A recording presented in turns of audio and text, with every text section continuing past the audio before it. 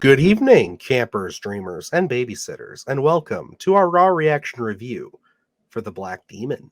You will not take my family away from me.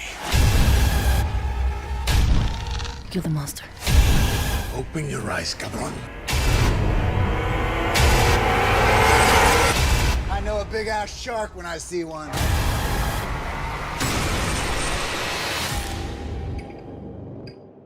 I just wanted to start this review off by saying thank you to the Avenue for getting us a copy of The Black Demon ahead of its release. Yes, this was quite a surprise. Again, for a fishing analogy for you, I threw my line out there about a month ago, and they graciously got to us just this week, and we were able to get this viewed so you guys could enjoy this review. And, this was something we talked about on the Sunday Scaries, as are most of the films we discuss. Obviously, I'm a huge shark whore. I love big shark movies. I love all sorts of shark movies. Good, bad, really bad. Like it doesn't matter. If it's got a shark in it, I'm going to give it a shot. And so, I obviously had to force my hand and be like, Luke, we are covering this as the news this week. And yeah, it's finally here. I know we had some reservations when we saw the trailer, mostly my reservation being kind of like, another Megalodon movie when you have a series like the Meg already out there, it's going to be kind of tough to compete is kind of really where I fell with it.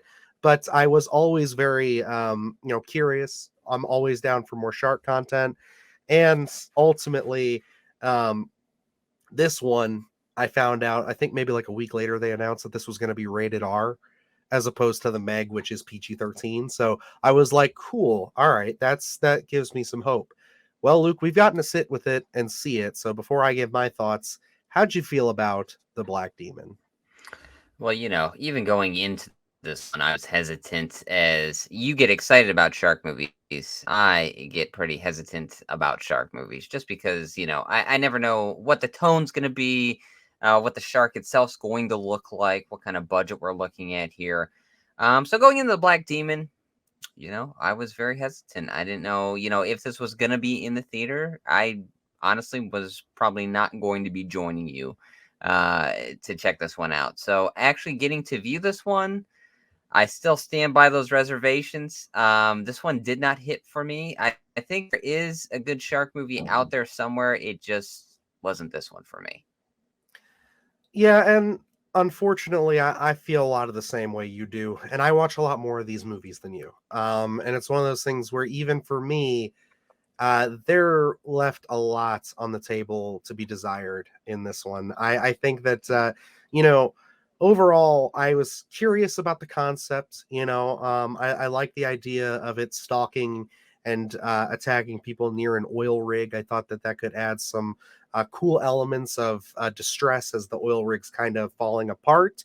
So maybe it's like, you have that smoking gun and you have the shark that you have to deal with.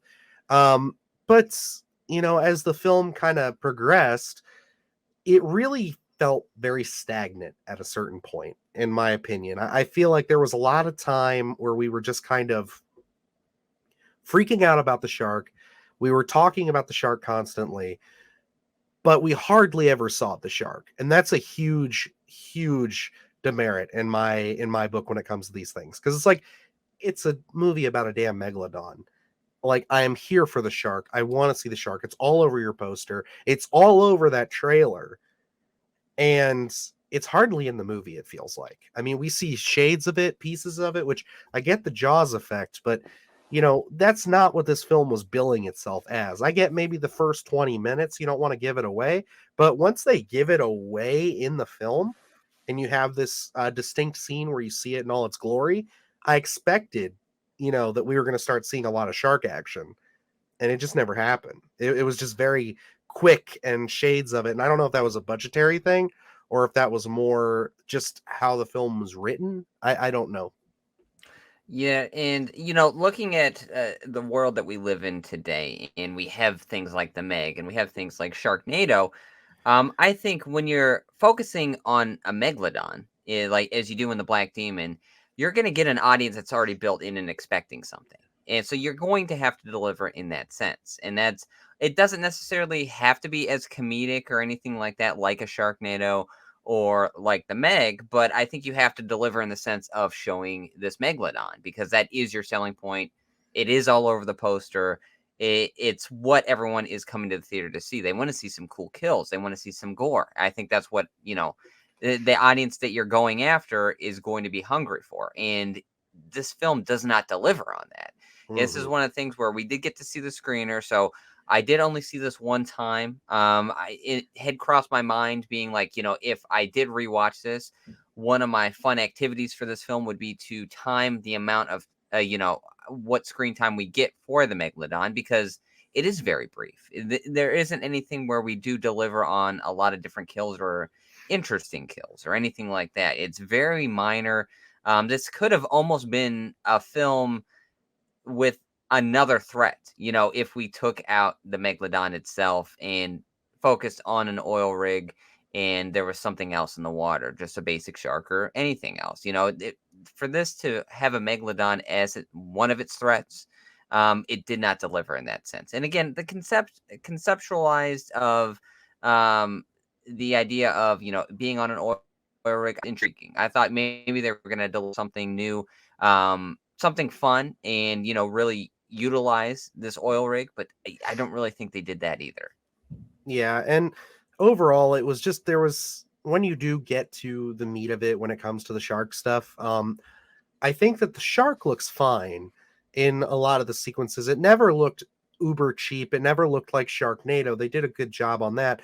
Again, it's just we don't see it much. And I like the design of it with all its damage and it kind of being this demon as the, film portrays it as like this risen creature from ages past. I like all of that.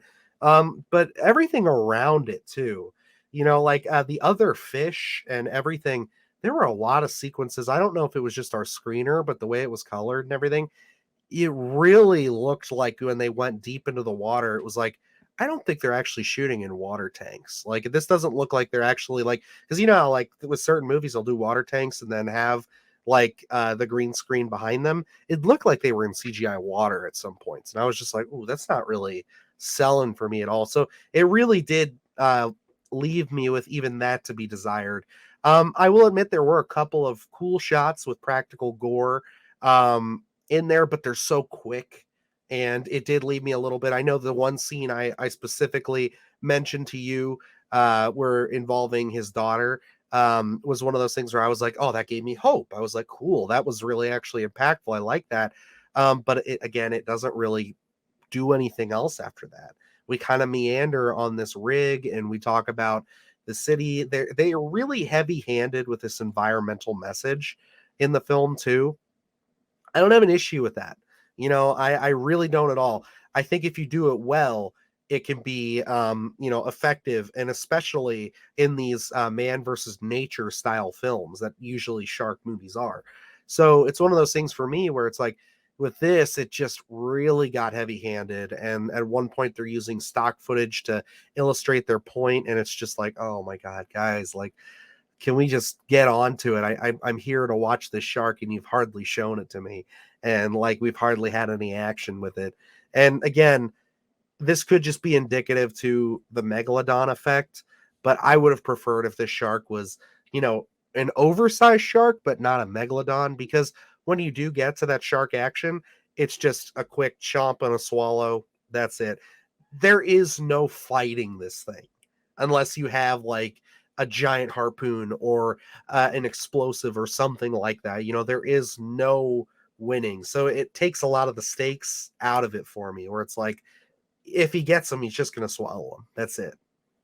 Yeah, and that's where it's like the idea of a megalodon, I think, is interesting from a writing perspective, but then I think when you get into the actual filming and building tension is where you fall flat. And it's like I think something like the Meg understands its tone, knows what the audience is going to want, and they deliver there. Whereas the Black Demon, I think, struggled with its tone in a sense, where it's like when you have a megalodon, I think you're kind of whether intentional or not, kind of signifying to the audience of what tone it's going to be. And I think they went for a more serious tone, which maybe you could do, But I think the oil rig itself presents an intriguing element as well, because I think you could have told a compelling story above ground when you have this threat, in the water. But I think the tension that tried to be presented on the oil rig was not there. I just don't. For me, the characters didn't come off as likable or hateable. They were just kind of there for me. So it's like when we get to the culmination of the end, nothing really felt, emotional for me. It was just kind of okay, and credits roll, and that's where we're at. Yeah. And honestly, I'm not gonna beat up on the cast entirely, but like, yeah, I think that Josh Lucas, just seeing what his filmography is and knowing him, he's given better performances.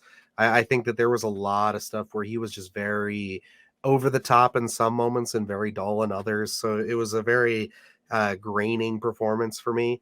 And then I think the family overall is fine. They all service their roles fine, but I think the real standouts as far as any charisma or any like real genuine attempt at like especially in their introduction, I feel like of bringing you kind of into the story really comes from George A.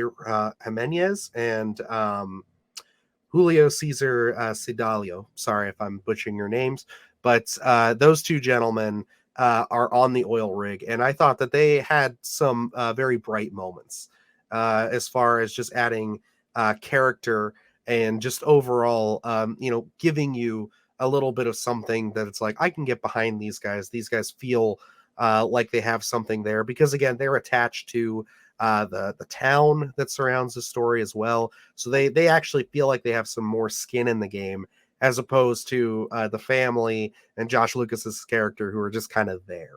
Like Josh Lucas is supposed to have like this groundbreaking reveal, but it's one of those things where it's like, oh, okay, whatever. Just because I just don't, he didn't sell it for me.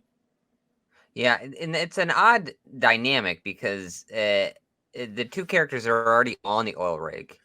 Seem like I'd rather follow them, and the Yes, main protagonist of this film feels shoehorned in somehow, where it's like I'm not resonating at all with the family or the family dynamic, and it's something where it's like I really would have loved to see almost a rewrite in here and kind of just lose that family dynamic and see what else we could get, just because I didn't resonate with the family, and there wasn't any tension there for me. So I didn't really feel like there was that much of that many stakes involved here because, and not necessarily performance wise. I think maybe it goes back to the writing here, where it's just like it seemed all over the place for me. And then there's a couple dialogue choices that I know we're not going to get granular in the review and spoil anything, but we're shifting from one tone to the next, and none of it really hits. yeah, I agree. But overall, I gotta say, The Black Demon for me, I wouldn't rush out to theaters to go see this. If you are genuinely curious, even if you're a shark fan, I would wait for streaming. I don't think it's going to take too long for this, just because it's not having a massive release. But I would just say that for me, I wanted more out of this. I feel like we have a series of films that are already doing more with the Megalodon concept, unfortunately. And I just don't know if it was budget limitations or again just how they chose to tell their story. I think there are some good ideas here, but yeah, I think you're right. This could have desperately gone for a rewrite that would have maybe brought it a little bit more semblance of something more interesting. Like I said, maybe even just the evacuation of the rig itself would have been a cool story, But unfortunately, this is what we got, and yeah, that's just where I'm going to sit with it. Yeah, and for me, shark movies for me are already a hard sell. So I think when looking at the catalog of shark films, there's probably a handful of more fun shark films out there that kind of understand the tone that they want to go for, and I think you can make a serious shark film. It just, you really have to hone in on that kind of tension, like an oil rig, where you can easily get onto that rig and the threat is still underwater. So, for me, this one, if you're a diehard shark fan, maybe you want to check it out when it hits streaming. Even then, for me, I think there's going to be a handful more fun streaming shark films. But, if it's something where you're a diehard shark fan, I say, hey, go check it out and maybe some potential in this film. Absolutely. But alrighty, guys, it's going to wrap us up for our review of The Black Demon. Let us know if you ended up checking this one out this weekend.